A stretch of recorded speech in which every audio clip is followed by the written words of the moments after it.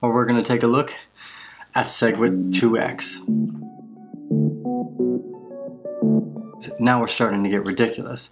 The first hard fork, when we went to the Bitcoin Cash and the segregated witness back around August, it was already a dangerous play.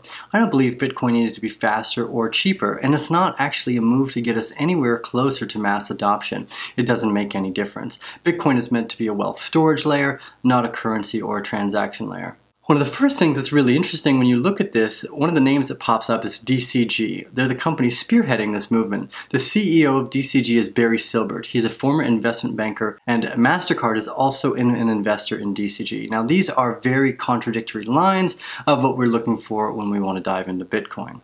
The board members that are listed in DCG as advisors, and 3 board members listed in this group as advisors, and 3 of them out of the 4 are members and advisors, particularly, which we find interesting to be Glenn Hutchinson, Barry Silbert, and Lawrence H. Summers. First off, Glenn Hutchinson is a former advisor to the Clintons. Hutchinson sits on the board of the Federal Reserve Bank in New York, and he was re-elected as the Class B director for a 3-year term ending in 2018 of December 31st.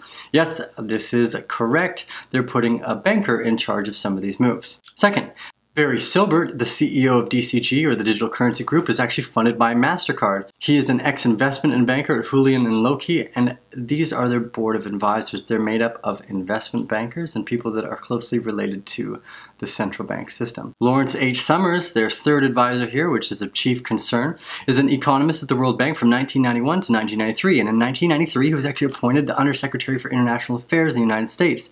So we can really start to tell the difference now that SegWit 2x is being pushed by a company that's now funded by MasterCard, who's headed by Barry Silbert, which are these investment bankers, and they're surrounded by central bankers themselves.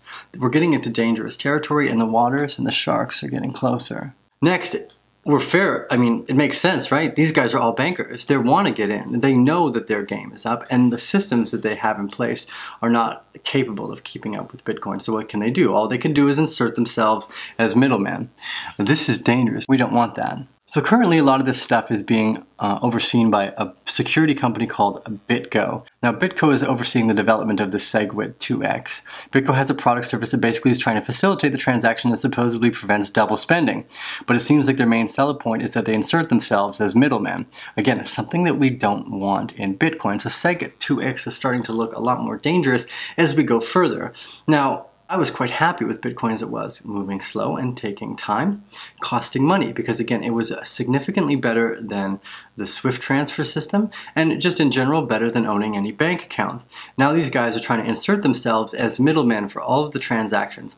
So basically, this is a quote from the BitGo website. It says, using the above multi-signature security model, BitGo can guarantee the transactions cannot be double spent. Blockchain already does that, guys. Why do we need you? Bitcoin Core is starting to look more and more like the route we should be going. Segregated witness 2x is a wrong move. So BitGo takes on the financial obligation as issued by the cryptographically signed guarantees in the transaction. The recipient of a BitGo instant transaction can be rest assured in the event that where the transaction is not ultimately confirmed in the blockchain, any losses in the result, they can file a claim and be compensated by BitGo.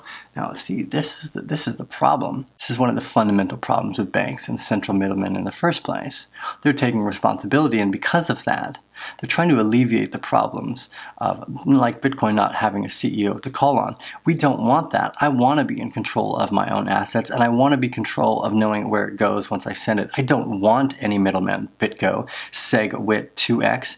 I think you guys are going the wrong direction. As a matter of fact, the bankers trying to get their way into the system seems like a big no-no. So I'm going to be moving all of my Bitcoin into a legacy chain for this segregated witness hard fork, just so everyone keeps up. So basically, they're looking to insert themselves as middlemen, guarantee your transactions get confirmed, and then take a fee from it. But again, what do we need this for? It's already built into the blockchain to confirm transactions on multiple different points. As soon as it arrives and it's pending, it's almost impossible to have double spends because of the calculated risks in the blockchain. It means that you have a significant amount of space and time for those to arrive and not get double spent. It's actually one of the built-in protocols to the system. When you have so many miners keeping track of the blockchain or ledgers keeping track of it, it's almost impossible to do. The supercomputers you would need to try to hack that in some degree or another, you might as well just end up mining Bitcoin. So SegWit 2x is taking power from the the core group, and I'm not a big fan of this, but guess who it gives them to? Companies like MasterCard and these central banksters who are just itching to get their fingers into the game. Now, this is a big problem, and it's something everyone should be aware of. Again, the DCG's board members and directors and advisors are almost entirely made up of central bankers or people who have been in those chairs before. And yet again, another chief economist at the World Bank sits beside them. These are all red flags to me. These are not proofs or in any way indicators that I want to be a part of SegWit2x, so I'm speaking up out and against them. Now, the company that's overseeing this, BitGo, has developed a product or service that seems to only utilize the transacting on the chain of the zero confirmations and is inefficient and or unreliable because the blockchain already does that. It's basically trying to give themselves the power as the middlemen and the people that you'd want to call if you had a problem. SegWit takes over the Bitcoin development from Core and then literally gives it to central bankers and now MasterCard. This is a very dangerous move, and again, I'm going to reiterate this. I'm going to be moving my Bitcoin back to my legacy chain and wallet because this seems like it could be either a direct attack. Now, I'm not saying that it is. You can do whatever you wish. This is not to be misconstrued as investment advice. As a matter of fact, I will post a link in below from a Reddit that I found a lot of this information on, and they've got a lot of URLs that point out some of this key information, the board of directors, the people that sit on BitGo, and some of the core developers for SegWit2x. Check out the links below. We've got Telegram, Facebook, Twitter, Instagram, all that stuff. Give us those thumbs up, guys. It helps other people later on down the channel find what they're looking for. Subscribe to the channel, hit that little bell, and when we go live, this is Tio with the Arcane Bear. Stay tuned next time.